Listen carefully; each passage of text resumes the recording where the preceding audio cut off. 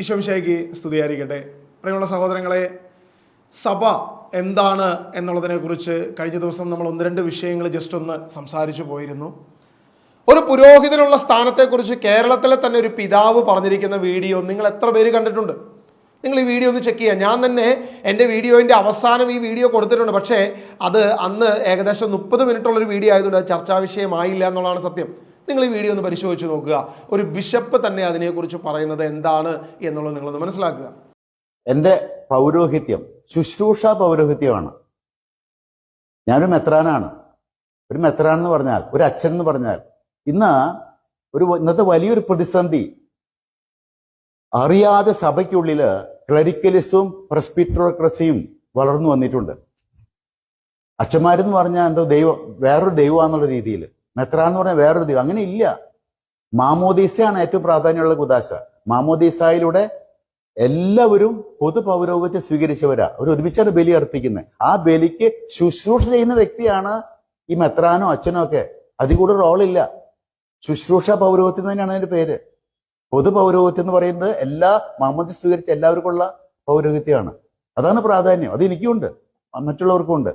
പക്ഷെ ഇന്ന് അറിയാതെ ഉടുപ്പിട്ട് കഴിഞ്ഞാൽ എന്തോ ഒരു ദിവ്യത്വം കൽപ്പിച്ചുകൊണ്ട് ആളുകൾ അങ്ങനെ അമിതമായിട്ട് കൊടുക്കേണ്ടതിൽ ഉപരി ബഹുമാനം കൊടുത്തോട്ടെ, നല്ലതാണ്. പക്ഷെ കൊടുക്കേണ്ടതിൽ ഉപരി ബഹുമാനം കൊടുത്തുകൊണ്ട് ഇന്ന് അറിയാതെ ഈ അച്ഛന്മാരും മെത്രാന്മാരും ഇവർക്കിങ്ങനെ ഒരു ക്ലറിക്കലിസം, ഒരു രാജകീയ രീതിയിലേക്ക് ആൾക്കാർ കൊണ്ടുവന്ന, ഞാൻ പറയുന്നത് ആളുകൾ ചെയ്ത് തെറ്റാന്ന് പറയുന്നത്. ഞാൻ പണ്ടൊന്നും അതിനെ വിമർശിച്ചില്ല. പക്ഷേ ഇന്നിപ്പോ കുറച്ചു ആൾക്കാർ മനസ്സിലാക്കി തുടങ്ങി. അവരുടെ ദൗത്യം അവർ മനസ്സിലാക്കുന്നില്ല. ഓരോ അൽമായനും അവൻ കർത്താവിന്റെ പുരോഹിതനാണ്. പൊതു പൗരോഹിത്യം സ്വീകരിച്ച വ്യക്തിയാണ് മാമോദിസായിലൂടെ. അവനും കൂടി ചേർന്നാണ് ബലി അർപ്പിക്കുന്നത്. ഈശോ സഭയ്ക്ക് കൊടുത്തിരിക്കുന്ന കമാൻഡ്മെന്റ് ആണ്, ഇതെന്റെ ഓർമ്മയ്ക്കായി ചെയ്യുവീൻ. ആ സഭ ഒരുമിച്ച് ബലി അർപ്പിക്കുമ്പോൾ, യേശുവിനോട് ചേർന്ന് ബലി അർപ്പിക്കുമ്പോൾ അതില് ആ പുരോഹിത ഗണത്തിന് ശുശ്രൂഷ ചെയ്യാനുള്ള ദൗത്യമാണ് മെത്രാന്. ഈ ചുമന്ന് അരക്കെട്ടൊക്കെ കെട്ടി അല്ലെങ്കിൽ തൊപ്പി വെച്ച് വടിക്ക് പിടിച്ചപ്പോൾ എന്തോ ഒരു രാജാവ് പോലെ ആയിട്ട്, അങ്ങനെ ഒരു തെറ്റിദ്ധാരണ, ഒരു ടെമ്പറൽ തലത്തിലുള്ള ഒരു ചിന്ത ഇന്ന് ആളുകളുടെ ഇടയിൽ വന്നിട്ടുണ്ട്. അറിയാതെ ഞങ്ങളുടെ ഇടയിൽ വന്നിട്ടുണ്ട്. പക്ഷെ എന്നിട്ട് എന്തെങ്കിലും ഒരു പോരായ്മ ഞങ്ങളിൽ വരുമ്പോൾ നിങ്ങൾക്ക് അൽമായർക്ക് ഭയങ്കര ഉതപ്പാണ്. കാരണം നിങ്ങൾ വേറെ എന്തോ രീതിയിലേക്ക് ഞങ്ങളെ പറ്റി ചിന്തിച്ചിരിക്കുന്നത്. ഞങ്ങൾ നിങ്ങളെ പോലൊരു സാധാരണ വ്യക്തിയാണ്, എല്ലാ ബലഹീനതകളുള്ള ഒരു വ്യക്തിയാണ്. നിങ്ങളെ ശുശ്രൂഷിക്കാൻ വേണ്ടി സഭയിൽ തിരഞ്ഞെടുത്തിരിക്കുന്നു. എല്ലാ ദൈവവിളി നല്ലതാണ്. എന്റെ കുടുംബജീവിതം മോശമാണ്, അത് നല്ലതാണ്. അപ്പോൾ അതുകൊണ്ട് ഈ പൊതു പൗരോഹിത്യം എന്നുള്ള ചിന്ത ശരിക്കും ആഴത്തിൽ പതിഞ്ഞാൽ തന്നെ ഇന്നത്തെ പകുതി പ്രശ്നങ്ങൾ തീരും. ഇനിയെങ്കിലും ആരും കുറ്റപ്പെടുത്തേണ്ട കാര്യമില്ല. നമ്മൾ ഒരുമിച്ചാണ് ബലി അർപ്പിക്കുന്നുള്ള ബോധ്യം വന്നു കഴിഞ്ഞാൽ തന്നെ അച്ഛന്മാരുടെയും മെത്രാന്മാരുടെ റോള് ഒന്ന് കുറച്ച് അത്രയും ഒരു രാജകീയ പദവി കൊടുക്കാതിരുന്ന തന്നെ പകുതി പ്രശ്നം തീരുന്ന എനിക്ക് തോന്നുന്നു. നമ്മൾ സാധാരണ ഒരു ശുശ്രൂഷ ചെയ്യുന്നൊരു വ്യക്തി, ആ ഒരു കാഴ്ചപ്പാട് ശരിക്കും എല്ലാവർക്കും എനിക്കും ഉണ്ടാവണം. അത് ഉണ്ടായാൽ തന്നെ പകുതി പ്രശ്നം തീരും. ഈഗോ ക്ലാഷാണ്. ആ ഈഗോ ക്ലാഷിനെ അവസാനിപ്പിച്ചുകൊണ്ട് ഈശോയിലേക്ക് വരാൻ തയ്യാറായാൽ ഈ പ്രശ്നങ്ങൾക്കൊക്കെ പരിഹാരമായി. ഞാനൊന്നും ഈ വലിയെന്നുള്ള ചിന്ത വേണ്ട. ഈശോയാണ് വലുത്. അവൻ വളരണം, ഞാൻ കുറയണം. ഈ ഒരു വാചകം നേരം വെളുത്ത അന്ത്യാവോളം ഉരുവിട്ട എല്ലാ പ്രശ്നവും തീരുന്ന എനിക്ക് തോന്നുന്നു. ഈശോ മാറി, ഈഗോ കയറി. ഇതാണ് നമ്മുടെ പ്രശ്നം. അതുകൊണ്ട് ഈ വലിയ ഉതപ്പ് ഇല്ലാതാക്കാനായിട്ടും പരിശ്രമിക്കണം, കൂട്ടായ്മ വളർത്തിയെടുക്കണം. അതാണ് തോമാസ് ലീഹ നമുക്ക് തന്നിരിക്കുന്ന വിശ്വാസ പൈതൃകം. അത് ഉറച്ച് മുന്നോട്ട് നീങ്ങാൻ നമുക്ക് എല്ലാവർക്കും സാധിക്കട്ടെ. ദൈവം നമ്മെ അനുഗ്രഹിക്കട്ടെ. നന്ദി. ഒരു പരിധി വരെയുള്ള വിശ്വാസികളുടെ ഒരു ചിന്തയുണ്ട്, സഭ എന്ന് പറഞ്ഞാൽ അത് അധികാരവർഗം മാത്രമാണ്, അല്ലെങ്കിൽ സഭ എന്ന് പറഞ്ഞാൽ മാർപ്പാപ്പ എന്ത് പറയുന്നോ അത് അതുപോലെ വിശ്വസിച്ച് അതുപോലെ സ്വീകരിച്ച് മുന്നോട്ട് പോകുന്നതാണ്. അതായത് പുരോഹിതരും മെത്രാന്മാരും മാർപ്പാപ്പയും അടങ്ങുന്ന ഏകദേശം ഒരു പക്ഷേ 1-2% വരുന്ന ആ ഒരു മേൽക്കോയ്മയാണ് സഭ എന്ന് പറഞ്ഞാൽ എന്ന് ചിന്തിക്കുന്ന അനേക വിശ്വാസികൾ നമ്മുടെ ഇടയിലുണ്ട്. എന്താണ് സഭ എന്നുള്ളതിനെക്കുറിച്ച്, സഭ ദൈവജനം എന്നൊരു വിഷയം രണ്ടാം വത്തിക്കാൻ സുനോദോസുമായി ബന്ധപ്പെട്ട് വലിയൊരു ചർച്ചാ വിഷയമായിരുന്നു. സഭാവിജ്ഞാനീയം എന്ന് പറഞ്ഞ ഡോക്ടർ സേവ്യർ കൂടപ്പുഴ അച്ഛൻ എഴുതിയ ഈ ഒരു പുസ്തകത്തുമായി ബന്ധപ്പെട്ട് ഞാൻ കഴിഞ്ഞ ദിവസം ഒരു വീഡിയോ ചെയ്ത് കഴിഞ്ഞപ്പോൾ ചില ആളുകൾ അതിൻ്റെ ഇടയിൽ കമൻ്റ് ഇട്ടു. അങ്ങനെ പല അച്ഛന്മാരും പലതും എഴുതിയിട്ടുണ്ട്, ഇതൊന്നും സഭയുടെയല്ല. പ്രിയമുള്ളവരെ, സേവ്യർ അച്ഛൻ ഒരു നോർമൽ ഒരു വ്യക്തിയല്ല. അദ്ദേഹം റോമിൽ പഠനം നടത്തുകയും 3 മാർപ്പാപ്പമാരുടെ കീഴിൽ വ്യക്തമായി റിസർച്ച് ചെയ്യുകയും റോമിലായിരിക്കുകയും രണ്ടാം വത്തിക്കാൻ സൂനോദോസിൽ നേരിട്ട് പങ്കെടുക്കുകയും അതോടൊപ്പം തന്നെ അവിടെ നടന്ന എല്ലാ പ്രസംഗങ്ങളും എല്ലാ ചർച്ചകളും കൂടെ നിന്ന് കേൾക്കുകയും മനസ്സിലാക്കുകയും അതിൻ്റെ കൃത്യമായ രേഖകൾ കയ്യിൽ കൊണ്ടു നടക്കുകയും ചെയ്തുകൊണ്ട് ഈ ഒരു പുസ്തകം എഴുതിയിരിക്കുന്ന വ്യക്തിയാണ്. അതുകൊണ്ട് ഇതിന് സഭയുടെ പ്രബോധനങ്ങളുമായി വലിയ ബന്ധമുണ്ട്. അച്ഛൻ പറയുന്ന വാക്കുകൾക്ക് നമുക്ക് ഒരു പരിധിവരെ നമ്മളതിനെ തള്ളിക്കളയുക എന്നുള്ളത് യാതൊരു ക്രിസ്ത്യാനിക്കും അത് ചേർന്നൊരു വിഷയമല്ല. അതിനെ തള്ളിക്കളയാൻ അതിൻ്റെ ആധികാരികത എന്തെന്ന് മനസ്സിലാക്കണമെങ്കിൽ ഈ വിഷയം അറിഞ്ഞാലേ നമുക്ക് സാധിക്കത്തുള്ളൂ. ഇവിടെ സഭ വിജ്ഞാനീയം എന്ന പുസ്തകത്തിൻ്റെ 62-ാമത്തെ പേജിൽ സഭ ദൈവജനം എന്നൊരു ഹെഡിങ്ങുമായി അച്ഛൻ എഴുതിയിരിക്കുന്ന ചില വാക്യങ്ങളുണ്ട്. ദൈവിക ഭരണം ദൈവജനത്തിലാകുന്നു. രക്ഷാകര കർമ്മത്തിൽ സഹകരിക്കാൻ ഒരു ജനതയെ ദൈവം പ്രത്യേകമായി പരിപാലിച്ചു വളർത്തിയ ചരിത്രമാണ് ഇസ്രായേലിൻ്റേത്. പുതിയ ഇസ്രായേലാണ് സഭ. ഈ സമൂഹത്തെ ദൈവ പരിപാലനയിലൂടെ ദൈവം നയിക്കുന്നു എന്ന് വ്യക്തമായിട്ട് ഇവിടെ പറയുകയാണ്. പ്രിയമുള്ളവർ, നമ്മൾ തിരിച്ചറിയേണ്ട ഒരു കാര്യം, തിരുസഭയെക്കുറിച്ചുള്ള കോൺസ്റ്റിറ്റ്യൂഷന്റെ ആദ്യത്തെ കരടുരേഖ 1962 ഡിസംബറിൽ കൗൺസിലിൽ അവതരിപ്പിച്ചപ്പോൾ സഭ ദൈവജനം എന്ന ആശയം ഉൾക്കൊണ്ടിരുന്നില്ല. ഈ കരടുരേഖ ദൈവശാസ്ത്രപരമായി ശുഷ്കവും കാലോചിതവുമല്ലെന്ന് കാരണത്താൽ ചർച്ചയ്ക്ക് പോലും കൈക്കൊള്ളില്ലെന്ന് പറഞ്ഞ് കൗൺസിൽ ഇത് നിരാകരിക്കുകയാണ് ആദ്യം വന്ന സംഭവം. അതായത് അധികാരവർഗം ഈ ഒരു വിഷയം, സഭ ദൈവജനം എന്നൊരു വിഷയം, അത് നിരാകരിക്കുകയാണ് ചെയ്യുന്നത്. അത് യാതൊരു വിധത്തിലും അംഗീകരിക്കാൻ കഴിയത്തില്ല, അത് ദൈവശാസ്ത്രപരമല്ല, അതുകൊണ്ട് ചർച്ചയ്ക്ക് പോലും എടുക്കരുത് എന്ന് പറഞ്ഞ് തള്ളുകയാണ് ചെയ്തത്. പക്ഷെ പിന്നീട് അനേക ആളുകളുടെ അഭിപ്രായം മൂലം അത് പിന്നീട് ചർച്ചയ്ക്കെടുക്കുകയും തുടർന്നുള്ള ദൈവശാസ്ത്ര പഠനത്തിന്റെ പിൻബലത്തിൽ രൂപം കൊണ്ട 2ാമത്തെ കരടുരേഖയിലാണ് സഭ ദൈവജനമാണെന്നും അവരിൽ സദാ പ്രവർത്തിക്കുന്നത് അദൃശ്യനും അപരിമേയനുമായ ദൈവമാണെന്നുമുള്ള ആദ്യത്തെ അധ്യായങ്ങൾ സ്ഥാനം പിടിച്ചു. അതായത് ആദ്യം ഈ സൂനോദോസിൽ, ഈ കൗൺസിലിൽ ഇത് തള്ളിക്കളയുകയും ഇത് ചർച്ചയ്ക്ക് പോലും എടുക്കാതിരിക്കുകയും, എന്നാൽ ദൈവശാസ്ത്ര പഠനത്തിന് വലിയ രീതിയിൽ അത് ഉൾക്കൊള്ളേണ്ട ആവശ്യമാണെന്ന് മനസ്സിലാക്കുകയും വലിയ ചർച്ചകളും എതിർവാദങ്ങളും വന്നു കഴിഞ്ഞപ്പോൾ അതിൻ്റെ പ്രധാനപ്പെട്ട അധ്യായങ്ങൾ അത് ഉൾക്കൊള്ളിക്കുകയും അത് ചർച്ചാ വിഷയമാക്കുകയും ചെയ്തു എന്നാണ് അച്ഛൻ ഈ ഒരു പുസ്തകത്തിൽ എഴുതിയിരിക്കുന്നത്. തെരുവീതികളിൽ അഭിവാദനവും മനുഷ്യരിൽ നിന്നും ഗുരു എന്ന സംബോധനയും അവർ കാംക്ഷിക്കുന്നു. ആര്? അധികാരവർഗം കാംക്ഷിക്കുന്നു. എന്നാൽ നിങ്ങൾ ഗുരു എന്ന് വിളിക്കപ്പെടരുത്, എന്തെന്നാൽ നിങ്ങൾക്കൊരു ഗുരുവേ ഉള്ളൂ, നിങ്ങളെല്ലാവരും സഹോദരന്മാരാണ്. ഭൂമിയിൽ നിങ്ങൾ ആരെയും പിതാവ് എന്ന് വിളിക്കരുത്, എന്തെന്നാൽ നിങ്ങൾക്കൊരു പിതാവേ ഉള്ളൂ, സ്വർഗസ്ഥനായ പിതാവ്. നായകനെന്നും നിങ്ങൾ വിളിക്കപ്പെടരുത്, മിശിഹായാണ് നിങ്ങളുടെ ഏക നായകൻ. നിങ്ങളിൽ വലിയവൻ നിങ്ങളുടെ ശുശ്രൂഷകനായിരിക്കണം. സ്വയം ഉയർത്തുന്നവൻ താഴ്ത്തപ്പെടും, സ്വയം താഴ്ത്തുന്നവൻ ഉയർത്തപ്പെടും. മത്തായി സുവിശേഷം 23-ാം അധ്യായം 7 മുതൽ 12 വരെ വാക്യങ്ങൾ ഉദ്ധരിച്ചുകൊണ്ട് ഇവിടെ വ്യക്തമായി സഭാവിജ്ഞാനീയം എന്ന് പറയുന്ന ഈ പുസ്തകം മുന്നോട്ട് വയ്ക്കുന്ന ഒരു കാര്യമുണ്ട്. ഇവിടെ ഒരു അധികാരവർഗത്തിൻ്റെ അടിമയാക്കപ്പെടുന്ന ഒരു ഫ്യൂഡലിസം ഇവിടെ നടപ്പിലാക്കപ്പെടത്തില്ല എന്ന് ചർച്ച ചെയ്ത ഒരു പ്രധാന വിഷയമായിരുന്നു 2ാം വത്തിക്കാൻ സൂനോദോസ് എന്ന് വ്യക്തമായി ഇവിടെ പറഞ്ഞു വെക്കുന്നു. മാത്രമല്ല, സ്ഥാനത്തിൻ്റെയും പദവികളുടെയും അടിസ്ഥാനം സ്വീകരിച്ച് മതത്തിൻ്റെ പേരിൽ മുതലെടുപ്പ് നടത്തി സഭ ദൈവജനം എന്ന സത്യത്തെ വികലമാക്കാനുള്ള പ്രവണതയെ മുൻകൂട്ടി കണ്ടുകൊണ്ട് യേശു ഇത് പ്രഖ്യാപിച്ചു എന്നാണ് ഈ പുസ്തകം പറഞ്ഞിരിക്കുന്നത്. അതായത് അവിടെ ചർച്ചാ വിഷയമാക്കി എടുത്തപ്പോൾ മത്തായി സുവിശേഷം അതിന് 23-ന്റെ 7 മുതൽ 12 വരെ വാക്യങ്ങൾ ഉദ്ധരിച്ചുകൊണ്ട് വ്യക്തമായി ഇവിടെ നടക്കുന്നത് ഒരു ഉച്ചനീചത്വമാണ്, ഒരു ഫ്യൂഡലിസമാണ്, അധികാരവർഗത്തിൻ്റെ അധിനിവേശമാണ് എന്ന് വ്യക്തമായി ഇവിടെ പ്രഖ്യാപിച്ചു വെച്ചു എന്നാണ് ഈ പുസ്തകം നമ്മളോട് മുന്നോട്ട് പറയുന്നത്. 2ാം വത്തിക്കാൻ സൂനോദോസിന്റെ ഇത്തരം പഠനങ്ങൾ ഏത് സ്ഥലത്ത് പ്രമുഖമായി കടന്നു വന്നിട്ടുണ്ട്. അങ്ങനെ വന്നു കഴിഞ്ഞാൽ അധികാരവർഗത്തിൻ്റെ വലിയ അവകാശങ്ങൾ ഇവിടെ ജനങ്ങൾ തിരിച്ചറിയുകയും അവരുടെ ഈ അവകാശ ചൂഷണങ്ങൾ തിരിച്ചറിയുകയും അതിനെതിരെ ശബ്ദമുയർക്കുകയും ചെയ്യുമെന്ന് മനസ്സിലാക്കിയ ഇതേ അധികാരവർഗം ആരാണോ പഠിപ്പിക്കുന്നത്, അവർ ഈ രേഖകൾ മറച്ചു വെച്ചു എന്നുള്ളതാണ് സത്യം.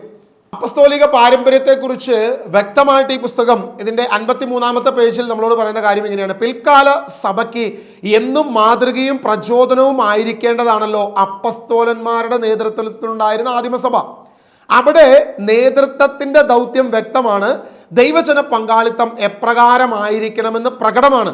പരിശുദ്ധാത്മാവിനെ നേരിട്ട് സ്വീകരിച്ച സുലൈഹന്മാർ ഭരണകാര്യങ്ങളുടെ നൂലാമാലകളിൽ പെടാതെ ഭരണ നേതൃത്വത്തെ തിരഞ്ഞെടുക്കാനുള്ള ചുമതല ദൈവജനത്തെ ഭരമേൽപ്പിക്കുന്നു. അവർ തിരഞ്ഞെടുക്കപ്പെട്ടവരുടെ സ്ലീഹന്മാർ ഔദ്യോഗികമായ കൈവെപ്പിലൂടെ ചുമതല ഭരമേൽപ്പിക്കുന്നു. ആദിമസഭ പാരമ്പര്യം ഇത് തന്നെയാണ്. ഇവിടെ വ്യക്തമായിട്ട് പറയുന്നൊരു വിഷയം മറ്റൊന്നുമല്ല, അത് ഡീറ്റെയിൽ ആയിട്ട് തിരുസഭാ ചരിത്രത്തിൽ വ്യക്തമായിട്ട് അച്ഛൻ ഇതേ വിഷയം തന്നെ പറയുന്നത് അപ്പസ്തോല പ്രവൃത്തിയിൽ അവിടെ നമ്മൾ കാണുന്ന 6-ാം അധ്യായത്തിലെ തെരഞ്ഞെടുപ്പിനെ കുറിച്ചാണ്. ഇവിടെ തെരഞ്ഞെടുപ്പിൽ പറയുന്ന ഒരു വ്യക്തമായ ഒരു കാര്യമുണ്ട്. 7 ഡീക്കന്മാരെ തെരഞ്ഞെടുത്ത ഒരു ശ്ലൈഹിക പാരമ്പര്യം, ഒരു അപ്പസ്തോലിക പാരമ്പര്യത്തെ കുറിച്ച് അപ്പസ്തോല പ്രവൃത്തി അതിന്റെ 6-ാം അധ്യായം അതിന്റെ 3-ാം വാക്യം നമ്മളിങ്ങനെ വായിക്കുന്നത്, അതിനാൽ സഹോദരനെ സുസമ്മതരും ആത്മാവും ജ്ഞാനം കൊണ്ട് നിറഞ്ഞവരുമായ 7 പേരെ നിങ്ങളിൽ നിന്ന് തിരഞ്ഞെടുക്കുവിൻ, ഞങ്ങൾ അവരെ ഇക്കാര്യത്തിന് നിയമിക്കാം, ഞങ്ങൾ അവരോട് വ്യാപരിക്കാം. അതായത് അപ്പസ്തോലന്മാർ നടത്തുന്ന ഒരു പാരമ്പര്യം ഇതാണ്. തെരഞ്ഞെടുക്കപ്പെട്ട ദൈവസഭയിൽ നിന്നും ദൈവജനത്തിൽ നിന്നും നിങ്ങൾ തെരഞ്ഞെടുക്കുവിൻ എന്നാണ് വ്യക്തമായിട്ട് ഇവിടെ പറഞ്ഞിരിക്കുന്നത്. അവരുടെ മാനദണ്ഡം അവർ സുസമ്മതരായിരിക്കണം, ആത്മാവും ജ്ഞാനം കൊണ്ട് നിറഞ്ഞവരായിരിക്കണം. 7 പേരെ നിങ്ങളിൽ നിന്ന് തെരഞ്ഞെടുക്കുവിൻ, ഞങ്ങൾ അവരെ ഇക്കാര്യത്തിൽ നിയമിക്കാം. അവിടെ വളരെ വ്യക്തമായിട്ട് പറയുക, ജനം തന്നെയാണ് ജനത്തിന് വേണ്ടി അവരെ തെരഞ്ഞെടുത്തിരിക്കുന്നത്. ഇത് ആണ് പാരമ്പര്യം. അല്ലാതെ അവർ തന്നെ തെരഞ്ഞെടുക്കുന്ന രീതിയല്ല. ഈ പറയുന്ന 1-2% വരുന്ന അധികാരികൾ തെരഞ്ഞെടുക്കുകയല്ല.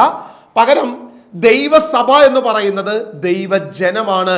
ഇതാണ് അപ്പസ്തോലിക പാരമ്പര്യം എന്ന് ഈ പുസ്തകം വ്യക്തമായിട്ട് പറയുന്നു. അവരുടെ തെരഞ്ഞെടുപ്പ് വരെ സ്ലീഹന്മാർ ഔദ്യോഗികമായ കൈവെപ്പിലൂടെ ചുമതല പരമേൽപ്പിച്ചു. അതായത് അപ്പസ്തോലന്മാർ സ്വീകരിച്ച പരിശുദ്ധാത്മാവിനെ കൈവച്ച് അനുഗ്രഹിക്കുക മാത്രമാണ് ചെയ്യുന്നത്. എന്നാൽ ദൈവജനം തന്നെ ദൈവജനത്തിന്റെ ഇടയിൽ നിന്നും 7 പേരെ തെരഞ്ഞെടുക്കുകയാണ് പാരമ്പര്യം എന്ന് വ്യക്തമായിട്ട് പറയുന്നു. അതിനുശേഷം ഈ പുസ്തകം പറയുന്നൊരു കാര്യമുണ്ട്. ദൈവജന പങ്കാളിത്തം റോമ സാമ്രാജ്യത്വ വ്യവസ്ഥയിൽ സജീവമായിരുന്നില്ലല്ലോ. സഭ ദൈവജനമാകിയാൽ കൂട്ടുത്തരവാദിത്വം ഉൾക്കൊള്ളുന്നു. അത് സാമ്രാജ്യത്വ വ്യവസ്ഥിതിയെയും രാജഭരണത്തിൻ്റെയും രീതിയിൽ ചിലർ നടത്തുന്ന മേൽക്കോയ്മയല്ല, വ്യക്തികൾ നടത്തുന്ന മേൽക്കോയ്മയല്ല സഭ അംഗീകരിക്കേണ്ടത്.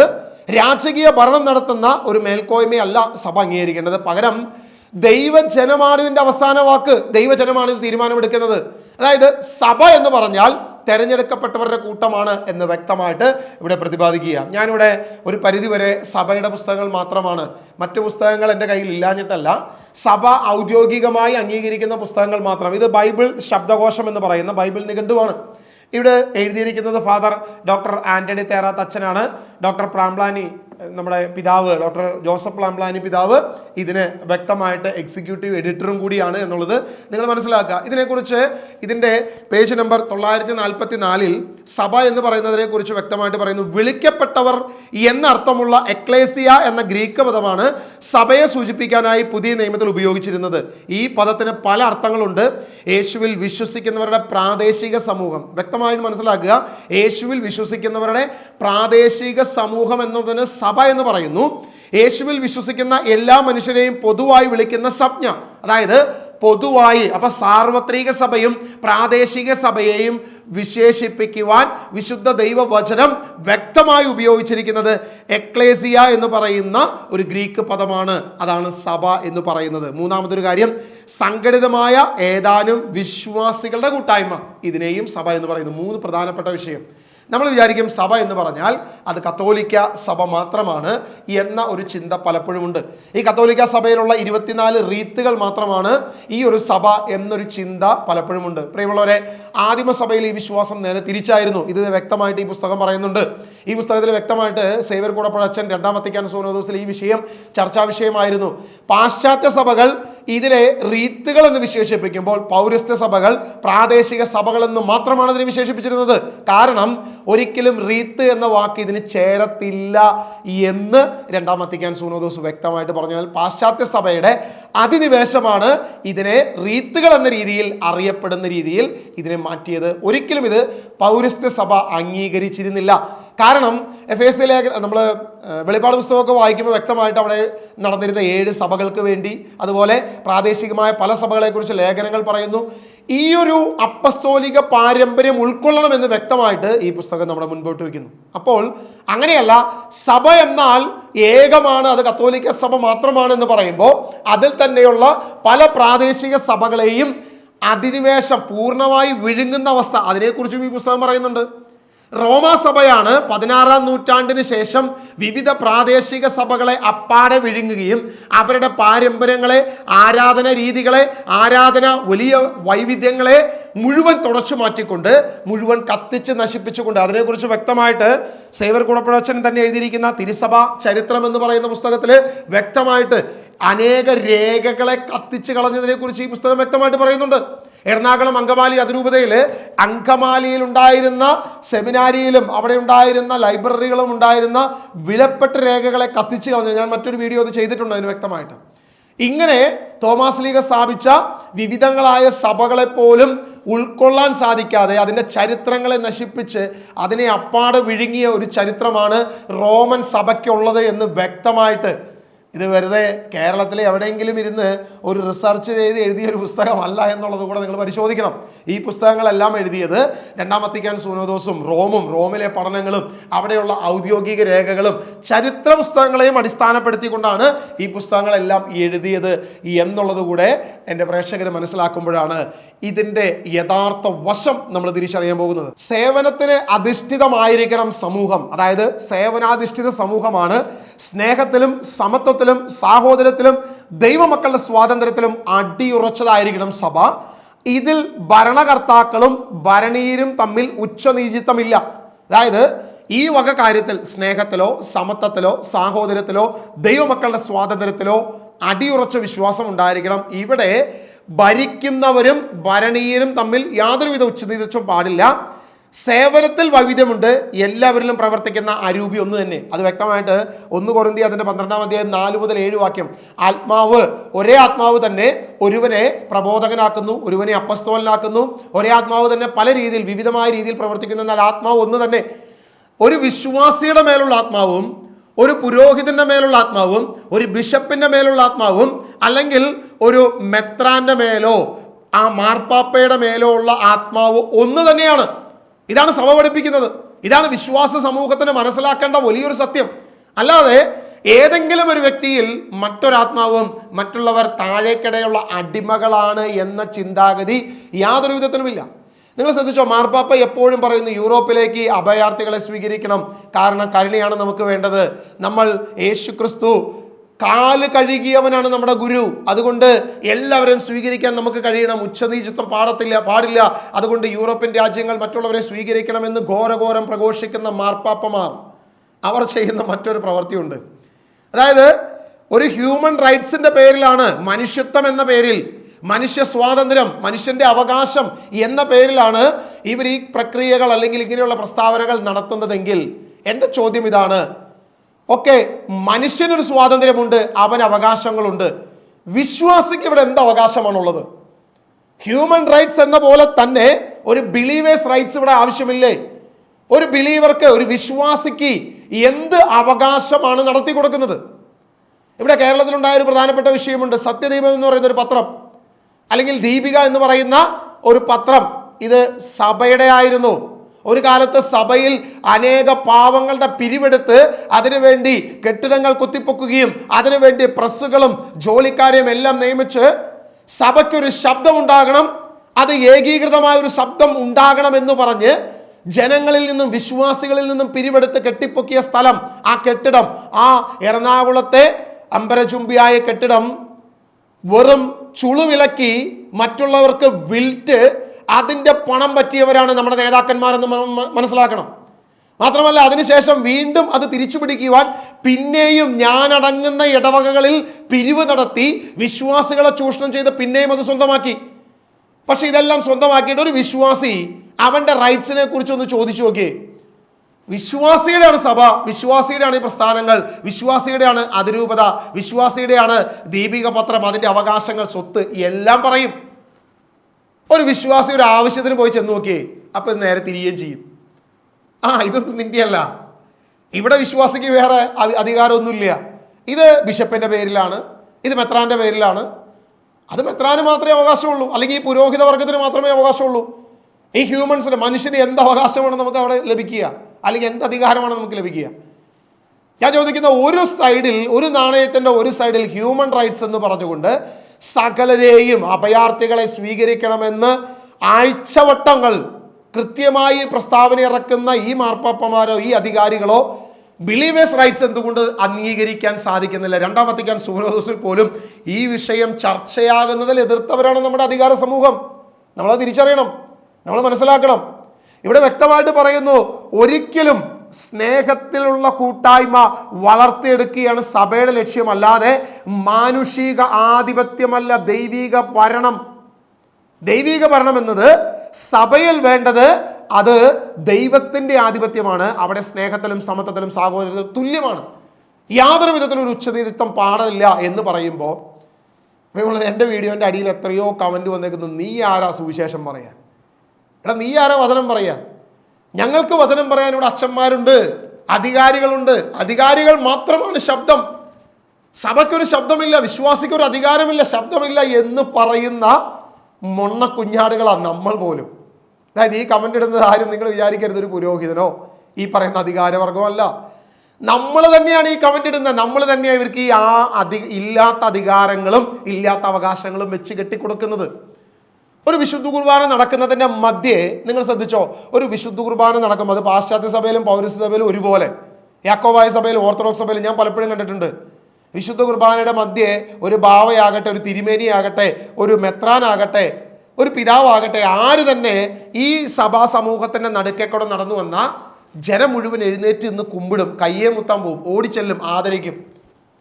എന്റെ ചോദ്യം വ്യക്തമാ, ക്രിസ്തു എന്ന ഏക ദൈവത്തെ ആരാധിക്കുന്ന വിശ്വാസ സമൂഹം വിശുദ്ധ കുർബാന എന്ന യേശു ക്രിസ്തുവിന്റെ ശരീര രക്തങ്ങളെ ആദരിക്കുകയും ആ വിശുദ്ധിയുടെ ദൈവത്തിന്റെ കൂട്ടായ്മയിൽ നിൽക്കുമ്പോൾ ഒരു മനുഷ്യനെ നിങ്ങൾ കുമ്പിടാൻ എന്തിന് എഴുന്നേൽക്കുന്നു? അല്ലെങ്കിൽ എന്തിനവിടെ? അപ്പോൾ കർത്താവിനേക്കാൾ കൂടുതൽ കുമ്പിടേണ്ടത് ഈ പിതാവിനെയോ അല്ലെങ്കിൽ ഈ മെത്രാനെയോ ഈ പറയുന്ന പുരോഹിതനെയോ ആണോ? നിങ്ങൾ ഇവിടെ ആരെയാണ് വിശ്വസിക്കുന്നത്? ക്രിസ്തുവിനെയാണോ അതേ മനുഷ്യനെയാണോ? ദൈവത്തെയാണോ അതേ ഈ പുരോഹിത വർഗത്തെയാണോ നിങ്ങൾ എന്ത് ചെയ്യുന്നത്? അടിമത്തം പ്രാപിച്ചു നിൽക്കുന്നത് എന്ന് ഓരോ വിശ്വാസിയും സ്വയം പരിശോധിക്കണം. നമ്മൾ ഓടിപ്പോയി അവിടെ കുമ്പിടുമ്പോൾ കർത്താവിശ്വാസികം നേരിട്ട് എഴുന്നള്ളി വരുന്നു എന്ന് സഭ പഠിപ്പിക്കുന്ന ആ വിശുദ്ധ കുർബാനയെ അവഹേളിക്കുകയല്ലേ? ക്രിസ്തുവിനെ അവഹേളിക്കുകയല്ലേ? യേശുവിനെ അവഹേളിച്ചുകൊണ്ടല്ലേ നിങ്ങൾ ഈ മനുഷ്യനെ കുമ്പിടാൻ പോകുന്നത്? ഇങ്ങനെ കുമ്പിട്ട് കുമ്പിട്ട് കുമ്പിട്ട് നമ്മളല്ല ഇവർക്ക് ആവശ്യമില്ലാത്ത അധികാരങ്ങളും അവകാശങ്ങളും കൊടുത്തത്. വിശുദ്ധ ബൈബിൾ എന്താണ് നമ്മളോട് പറയുന്നത്? അപ്പസ്തോലിക പാരമ്പര്യം നമ്മൾ എന്താ പഠിപ്പിച്ചിരിക്കുന്നത്? വേണ്ട, ഈ പുസ്തകങ്ങൾ നമ്മൾ എന്തോ പറയുന്നത്? വ്യക്തമായിട്ട് ഈ പുസ്തകങ്ങൾ നമ്മളോട് പറയുന്നു, കൂട്ടപ്പെട്ട വിളിക്കപ്പെട്ട ഒരു കൂട്ടായ്മയാണ് സഭ. വിളിച്ചു ചേർക്കപ്പെട്ടവർ എന്നർത്ഥം വരുന്ന എക്ലേസിയ എന്ന പദമാണ് അതിൽ ഉപയോഗിച്ചിരിക്കുന്നത്. നമ്മളെല്ലാമാണ് സഭ, അല്ലാതെ ഏതെങ്കിലും ഒരു അധികാര വ്യക്തിയല്ല സഭ, ഏതെങ്കിലും ഒരു പുരോഹിതനല്ല സഭ എന്ന് ഈ കുഞ്ഞാടുകളുടെ ഹൃദയത്തിൽ ഈ സത്യം വെളിപ്പെടുന്നോ അന്ന് മാത്രമേ നമ്മൾ സ്വതന്ത്രരാകത്തുള്ളൂ. അതുവരെ ഈ അധികാര വർഗത്തിന്റെ അടിമകൾ മാത്രമായിരിക്കും നമ്മൾ. അന്ന് ക്രിസ്തുവിന്റെ സ്വാതന്ത്ര്യം നമ്മൾ പ്രാപിക്കത്തുള്ളൂ. അന്ന് വരെ ഈ അധികാര വർഗത്തിന്റെ അടിമകൾ മാത്രമായിരിക്കും നമ്മൾ.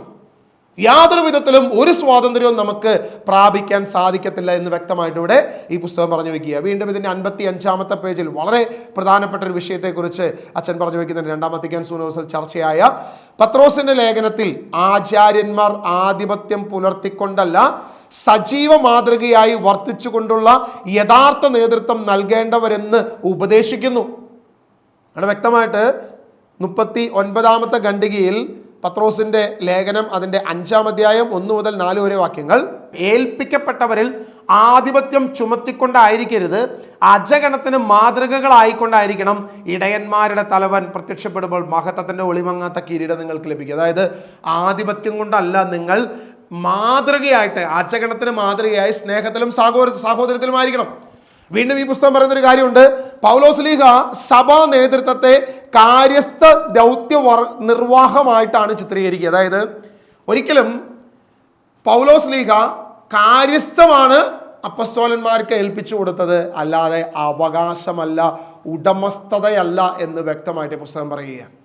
അതായത് കാര്യസ്ഥത ഉടമസ്ഥതയല്ല, എല്ലാ അധികാരവും ദൈവത്തിൻ്റെത് മാത്രം, ഉടമസ്ഥന്റെ നിർദ്ദേശ അനുസരണം പ്രവർത്തിക്കാൻ മാത്രമേ കാര്യസ്ഥന് അവകാശമുള്ളൂ.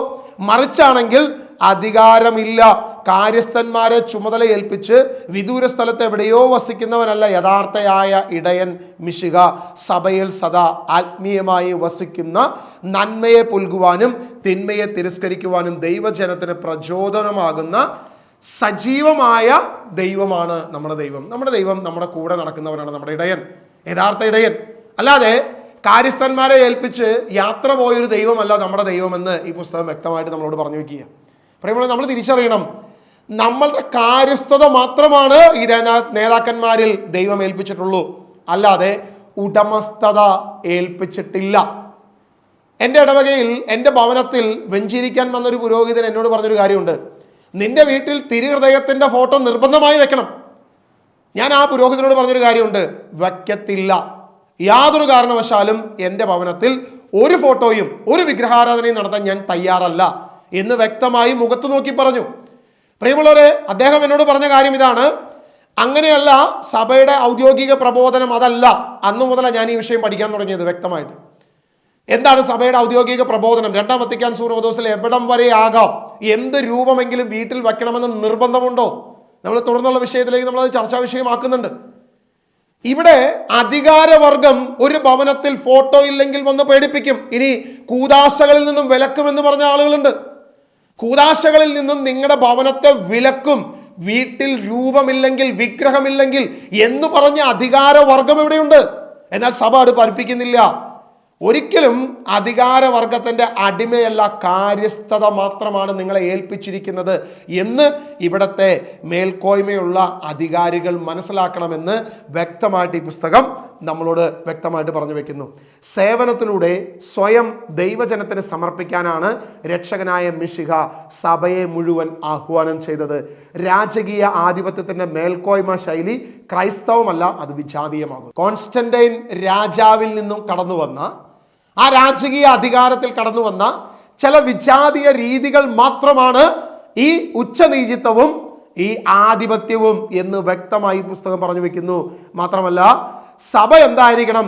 രാജകീയ ആധിപത്യത്തിന്റെ മേൽക്കോയ്മ ശൈലിയല്ല, അത് ക്രൈസ്തവമല്ല, അത് വിജാതീയമാണ് എന്ന് വ്യക്തമായി ഈ പുസ്തകം നമ്മളോട് പറഞ്ഞു വെക്കുന്നു. ഇത് എത്ര പേർക്ക് ഇത് ഉൾക്കൊള്ളാൻ സാധിക്കും? എനിക്കറിയത്തില്ല എത്ര പേര് എന്നെ തെറി വിളിക്കും. ഞാൻ എൻ്റെ അഭിപ്രായങ്ങളല്ല, എൻ്റെ ആശയങ്ങളല്ല, 2 വത്തിക്കാൻ സൂനകദോസിൽ നമ്മൾ അധികാരികൾ എന്ന് അഭിമാനിച്ച് ബഹുമാനിക്കുന്ന അതേ ആളുകൾ കൂടി ചേർന്ന് വർഷങ്ങളോളം വലിയ ചർച്ചാ വിഷയമാക്കിയ, വലിയ വലിയ പ്രസംഗങ്ങൾ നടത്തിയ വിഷയവുമായി ബന്ധപ്പെട്ട് ഒരു കത്തോലിക്ക പുരോഹിതൻ തന്നെ എഴുതിയ ഒരു പുസ്തകവും ഞാൻ വായിക്കുകയും അതിൻ്റെ പ്രബോധനങ്ങളെ നിങ്ങളുടെ മുൻപോട്ട് വയ്ക്കുകയും മാത്രമാണ് ഞാൻ ചെയ്യുന്നത്.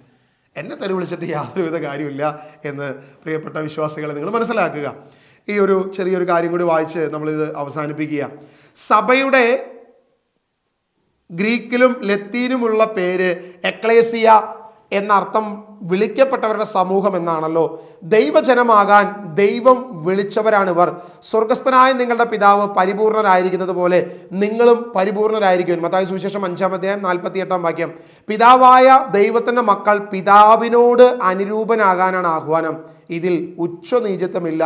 തിരുസഭയെക്കുറിച്ചുള്ള കോൺസ്റ്റിറ്റ്യൂഷൻ പുറന്തള്ളപ്പെട്ട ആദ്യത്തെ കരട് രേഖയുടെ 5-ാമത്തെ അധ്യായം പുണ്യപൂർണതയുടെ പദവികൾ എന്ന ശീർഷത്തിലായിരുന്നു. അതായത് ഈ അധികാരവർഗം തള്ളിക്കളഞ്ഞ ഏറ്റവും പ്രധാനപ്പെട്ട വിഷയം ദൈവശാസ്ത്ര അടിസ്ഥാനപരമായി വെച്ചിരിക്കുന്ന മത്തായി സുവിശേഷം 5:48 സഭ പരിപൂർണനാക്കപ്പെടണം, അല്ലെങ്കിൽ സ്വർഗസ്ഥനായ ഞങ്ങളുടെ പിതാവ് പരിപൂർണനായിരിക്കുന്നത് പോലെ വിശ്വാസ സമൂഹം, വിളിക്കപ്പെട്ടവരുടെ സമൂഹം പരിപൂർണനാക്കപ്പെടണം, പൂർണ്ണത പ്രാപിക്കണം, അത് വിശ്വാസ സമൂഹം പ്രാപിക്കണം എന്ന ഇതിൻ്റെ 5-ാമത്തെ അധ്യായം പൂർണ്ണമായി ഉൾക്കൊണ്ട കാര്യം പോലും കരട് രേഖ തള്ളിക്കളഞ്ഞു.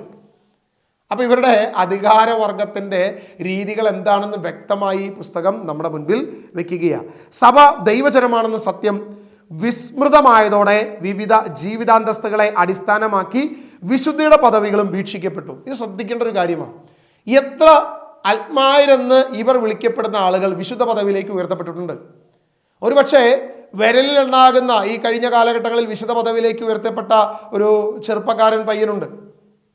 അങ്ങനെയുള്ള വിരലിൽ ഉണ്ടാകുന്ന ആളുകളുണ്ട് എന്നുള്ളത് വ്യക്തമാണ്. പക്ഷേ നിങ്ങൾ പരിശോധിച്ച് നോക്കുക, ആരാണ് ഇതിൻ്റെ മൃഗീയ ഭൂരിപക്ഷം? എനിക്ക് തോന്നുന്നു 99% ഈ പറയുന്ന പുരോഹിത വർഗവും അതിൽ തന്നെ വളരെ തുച്ഛമായ ശതമാനം മാത്രം സാധാ വിശ്വാസികളുടെ ഗണത്തിൽ നിന്ന് മാത്രം പരിഗണിക്കപ്പെടുമ്പോൾ ഇവിടെ തന്നെ ഒരു ഉച്ചനീചത്വം, അതായത് വിശുദ്ധ പദവിയിലേക്ക് പരിഗണിക്കപ്പെടേണ്ടവർ ആരാണെന്ന്, അതായത് ഇവർ തന്നെ വിശുദ്ധ പദവിയിലേക്ക് എത്തിക്കുന്ന പലരെ കുറിച്ചും നമ്മൾ പരിശോധിച്ചു നോക്കിയാൽ അവരുടെ ജീവിതം, അവരുടെ രീതികൾ, ഇനി അവസാന സമയത്ത് അവരിൽ ആരെങ്കിലും ദൈവത്തോട് നിരപ്പായോ എന്നും നമുക്കറിയത്തില്ല. അതുകൊണ്ട് അവരെ അവഹേളിക്കാനോ അവരെ മോശമാക്കി കാണാനോ അല്ല ഞാൻ പറഞ്ഞത്. സഭ വിശുദ്ധരെന്ന് പ്രഖ്യാപിക്കുന്ന പലരുടെയും ഹിസ്റ്ററി നമ്മൾ പരിശോധിച്ചാൽ അത് വിശുദ്ധനാണോ അല്ലെങ്കിൽ വിശുദ്ധ പദവി ഉണ്ടോ എന്നൊക്കെ നമുക്ക് സംശയിക്കേണ്ടി വരും. സഭ തന്നെ പലരുടെയും വിശുദ്ധ പദവിയെ മാറ്റിയതിനെ കുറിച്ചും നമ്മുടെ കയ്യിൽ രേഖകളുണ്ട്. ഇവിടെ വ്യക്തമായിട്ട് പറയുന്ന ഒരു കാര്യമുണ്ട്. സഭാ നേതൃത്വത്തിലുള്ളവർ, പുരോഹിത പദവിയിലുള്ളവർ, ബ്രഹ്മചര്യം, ദാരിദ്ര്യം, അനുസരണം എന്നീ വ്രതങ്ങൾ അനുഷ്ഠിച്ച് ജീവിക്കുന്ന സന്യസ്തർ, ഈ ചേരിയിൽ നിന്നൊന്നും പെടാത്ത സാധാരണക്കാരായ ആത്മായർ എന്നിങ്ങനെ സമൂഹത്തെ ചേരി തിരിച്ചു വീക്ഷിക്കുവാൻ തുടങ്ങിയതോടെ വിശുദ്ധിയുടെ മാനദണ്ഡവും ഈ വ്യവസ്ഥയ്ക്ക് അനുസൃതമായി വീക്ഷിക്കാനിടയായി.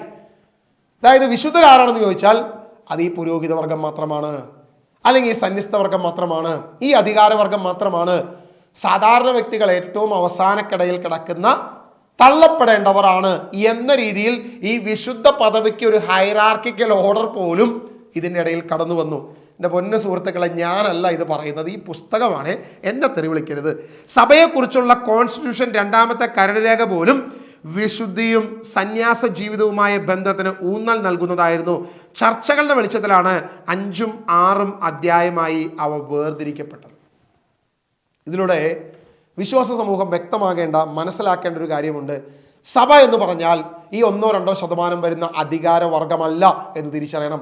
സഭ എന്ന് പറഞ്ഞാൽ ദൈവജനമാണ്, നമ്മൾ ഓരോരുത്തരുമാണ്, ഈ വിശ്വാസ സമൂഹമാണ്, നമ്മൾക്കും ഇതിനുള്ള അവകാശമുണ്ട് എന്ന് നമ്മൾ മനസ്സിലാക്കണം. 49ാമത്തെ പേജിൽ ഇതിൻ്റെ ഫുട് നോട്ടിൽ വ്യക്തമായിട്ട് കൊടുത്തിരിക്കുന്ന ഒരു കാര്യമുണ്ട്. 33A എന്ന ഖണ്ഡികയിൽ, എന്നാൽ ഇന്ത്യയിലെ മർത്തോമ ക്രിസ്ത്യാനികൾക്ക് പോർച്ചുഗീസുകാരുടെ കാലം മുതൽ സുവിശേഷ പ്രവർത്തനത്തിനും അജപാലനത്തിനും സ്വാതന്ത്ര്യം ഉണ്ടായിരുന്നില്ല.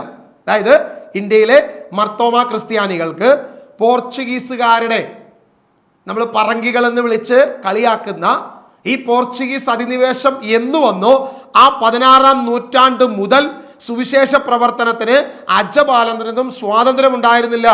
ഇന്ത്യയുടെ മൊത്തത്തിലെ വിസ്തീർണത്തിന്റെ 0.5% താഴെയാണ് അവർക്ക് സ്വന്തം സഭാ പൈതൃകം അനുസരിച്ച് ജീവിക്കാൻ സാധിച്ചിരുന്നത്. ഇതെന്താ വ്യക്തമാക്കുന്നത്? 16ാം നൂറ്റാണ്ടിന് ശേഷം നമ്മൾ ഈ അടിമത്തത്തിലേക്ക് പോയി. ഇവരുടെ ഈ അധിനിവേശമാണ് നമ്മൾ ഈ ആധിപത്യത്തിന്റെ കീഴിലേക്ക് പോയത് എന്ന് വ്യക്തമായി ഈ പുസ്തകം പറഞ്ഞു വെക്കുക. ഇത് തന്നെ ഈ 2ാം വത്തിക്കാൻ സൂനോദോസിന് ശേഷം എഴുതിയിരിക്കുന്ന ഈ തിരുസഭാ ചരിത്രം, ഇനി മറ്റൊരു പുസ്തകമുണ്ട് ഭാരതസഭാ ചരിത്രം, അത് ഇവിടെ ഇരിക്കുന്നുണ്ട്. അതിനകത്തും വ്യക്തമായിട്ട് ഈ വിഷയത്തെക്കുറിച്ച് അച്ഛൻ പറഞ്ഞു വെച്ചിട്ടുണ്ട്. തുടർന്നുള്ള ദിവസങ്ങളിൽ ഇങ്ങനെയുള്ള വിഷയങ്ങളെല്ലാം നമ്മൾ ചർച്ച ചെയ്യും.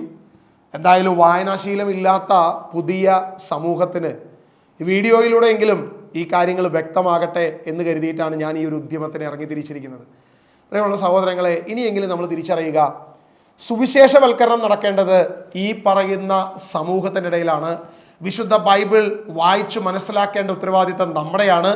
ഈ ബൈബിൾ അപ്പസ്തോലിക പാരമ്പര്യം അനുസരിച്ച് നമ്മൾ മനസ്സിലാക്കുകയും ഈ വിശ്വാസം അനുസരിച്ച് മുന്നോട്ട് പോവുകയും ചെയ്യുന്നവനാണ് ദൈവസഭയിൽ അംഗീകാരവും മെമ്പർഷിപ്പും ലഭിക്കുന്നത്. അവനാണ് ദൈവരാജ്യത്തിൽ പ്രവേശിക്കുന്നത്. അല്ലാതെ ഇവിടെയുള്ള ഒരു വെള്ളക്കുപ്പായക്കാരും ഇവിടെയുള്ള ഒരു പുരോഹിതരും ഒരു മെത്രാന്മാരും ആ പത്രോസിന്റെ വാതിക്ക നിന്ന് ഓൻ നമ്മുടെ ആളാണ്, അകത്തേക്ക് കയറ്റി വിടുക എന്ന് പറയുന്ന യാതൊരുവിധ പരിഗണനയും നമുക്ക് തരത്തില്ല.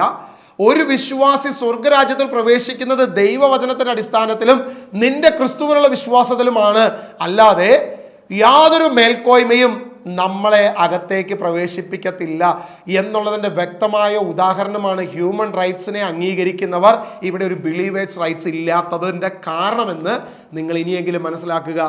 ഒരു വിശുദ്ധ പദവിയിലേക്ക് ഒരു സാധാരണക്കാരൻ വരാത്തതിൻ്റെ കാരണവും ഇത് തന്നെയാണ് എന്ന് ഇനിയെങ്കിലും മനസ്സിലാക്കുക. ഓരോ ശവസംസ്കാര ശുശ്രൂഷയിലും ഇതിൻ്റെ നേർസാക്ഷ്യം നമ്മൾ അനുഭവിക്കുന്നുണ്ട്. ഒരു ശവസംസ്കാര ശുശ്രൂഷയിൽ ഒരു സാധാരണ അവർ ആത്മായരെന്ന് വിളിച്ച് തരം താഴ്ത്തുന്ന ഒരു സാധാരണ വിശ്വാസിയാണ് മരിച്ചതെങ്കിൽ ഇവൻ്റെ പാപങ്ങൾ ഏറ്റെടുക്കണമേ, ഇവന് ശുദ്ധീകരണ സ്ഥലത്തേക്ക് എങ്ങനെയെങ്കിലും തള്ളിക്കയറ്റണമേ എന്ന് പ്രാർത്ഥിക്കുന്ന അതേ വ്യക്തി തന്നെ ഒരു പുരോഹിതനോ ഒരു സന്യസ്തനോ അവരുടെ ശുശ്രൂഷയിൽ സ്വർഗരാജ്യത്തിൻ്റെ തേജസ്സിൻ്റെ നീതിയുടെ കിരീടം ഇവർക്ക് ലഭിക്കുമെന്നുള്ള പ്രത്യാശയുമാണ് അവിടെയുള്ള പ്രാർത്ഥനയിൽ കടന്നു വരുന്നത് എന്ന് ഇനിയെങ്കിലും വിശ്വാസി തിരിച്ചറിഞ്ഞാൽ ദൈവത്തിൻ്റെ വലിയ കൃപ നമ്മുടെ കൂടെ ഉണ്ടാകും. വിശുദ്ധ ബൈബിൾ നമ്മൾ വായിക്കാനിടയാകും. ഈ വചനമനുസരിച്ച് ജീവിക്കുവാനിടയാകും. ആത്മാവിലും സത്യത്തിലും ദൈവത്തെ ആരാധിക്കും. വിഗ്രഹങ്ങളെ, വിജാതീയ ആരാധന രീതിയെ, കൃപാസനം പോലുള്ള തിന്മകളെ ഉപേക്ഷിക്കാൻ ക്രിസ്ത്യാനി തയ്യാറാകും. ഇതൊക്കെ പറഞ്ഞു വെക്കുന്നത് ഏതെങ്കിലും ഒരു വെള്ളക്കുപ്പായക്കാരാണെങ്കിൽ, ഏതെങ്കിലും ഒരു പുരോഹിത വർഗം, അധികാരവർഗമാണ് ഇതിന് മാറ്റുകൂട്ടുന്നതെങ്കിൽ അതിനെ തള്ളിക്കളയാൻ വിശ്വാസിക്ക് പറ്റും. അതിനുവേണ്ടി വിശുദ്ധ ബൈബിൾ അടിസ്ഥാനമാക്കാൻ വിശ്വാസിക്ക് സാധിക്കും. അത് എന്ന് സംഭവിക്കുന്നുവോ അന്ന് വരെ നിങ്ങൾ അടിമകളായിരിക്കും, നിങ്ങൾ അടിമത്തത്തിൻ്റെ കീഴിലായിരിക്കും, നിങ്ങൾ സ്വാതന്ത്ര്യം പ്രാപിക്കത്തില്ല എന്ന സത്യം ഇനിയെങ്കിലും നിങ്ങൾ തിരിച്ചറിയുക. ദൈവം അനുഗ്രഹിക്കട്ടെ. കൃപാസനമോ വിഗ്രഹാരാധനയോ ഇത്തരം തിന്മകളോ ഇത്തരം തിന്മയായ ആരാധന രീതികളോ നമ്മുടെ ദേവാലയങ്ങളും നമ്മുടെ വിശ്വാസ മേഖലകളിലേക്കും നുഴഞ്ഞു കയറുമ്പോൾ, അതിനെ തള്ളിക്കയറ്റുമ്പോൾ, അതിനുവേണ്ടി ഈ അധികാര സമൂഹം ചൂഷണം ചെയ്യുമ്പോൾ ഇനിയെങ്കിലും ദൈവസഭ തിരിച്ചറിയട്ടെ എന്ന പ്രാർത്ഥനയോടെ ഞാൻ നിർത്തുന്നു. ദൈവം എല്ലാവരെയും അനുഗ്രഹിക്കട്ടെ. ആമേൻ.